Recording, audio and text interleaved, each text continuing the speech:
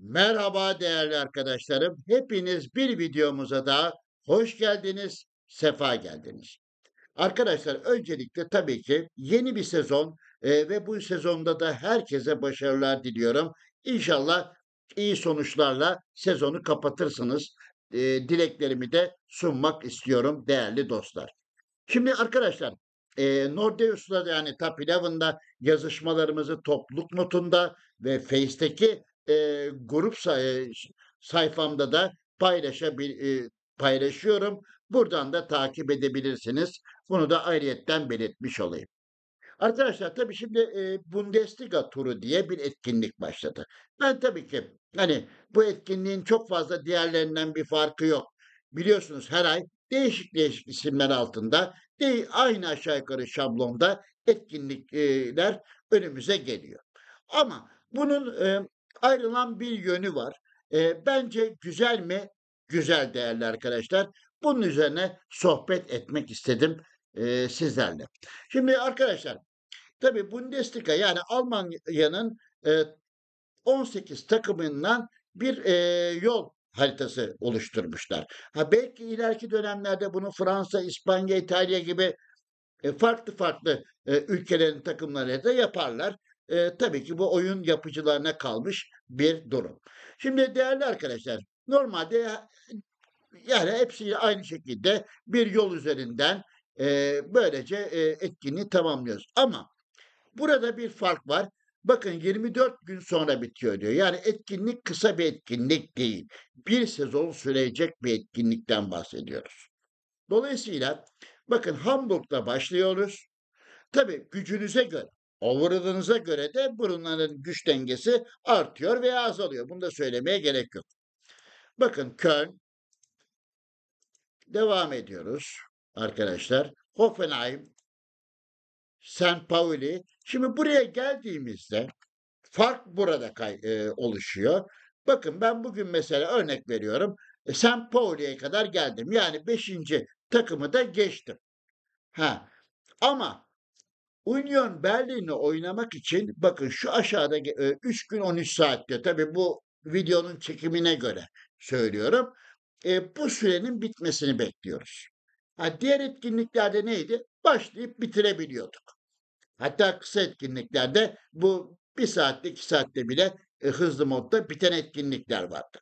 Dolayısıyla burada hızlı modda oynamamıza rağmen ama diyor ki 3 gün 13 saat beklemek zorundasın diyor.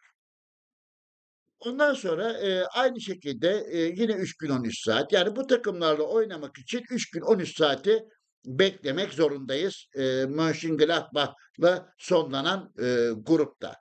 Ondan sonra Stuttgart'la oynamak için de tabii ki 3 günün üzerine bir 3-3,5 gün daha ekliyor. Yani şu güne göre söylüyorum, 7 gün 13 saat. Yani belli yerlerde, belli, noktalarda bekleme yapmak durumunda kalıyoruz.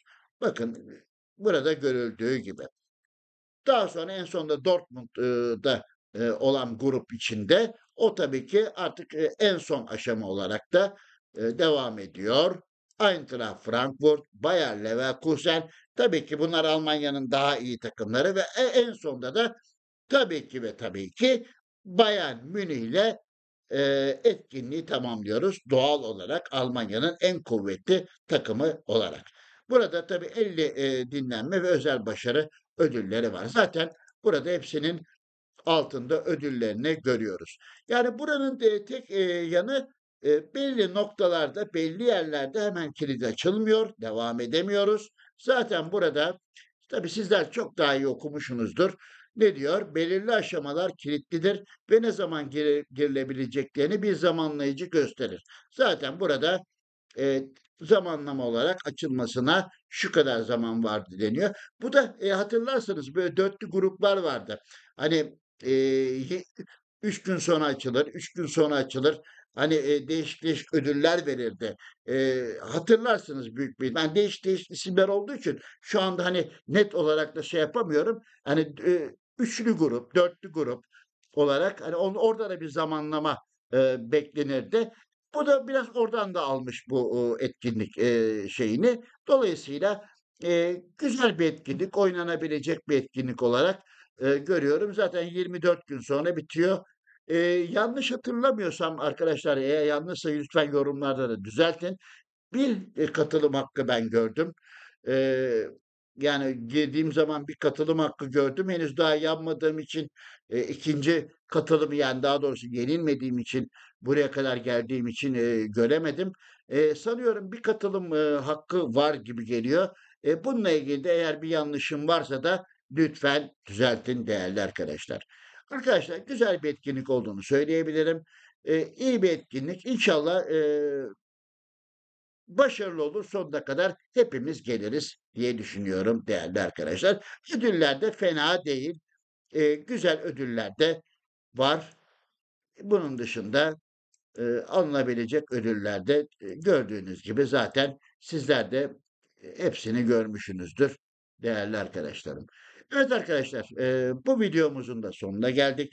Bir başka videomuzda tekrar görüşmek üzere. Hoş kalın, esen kalın.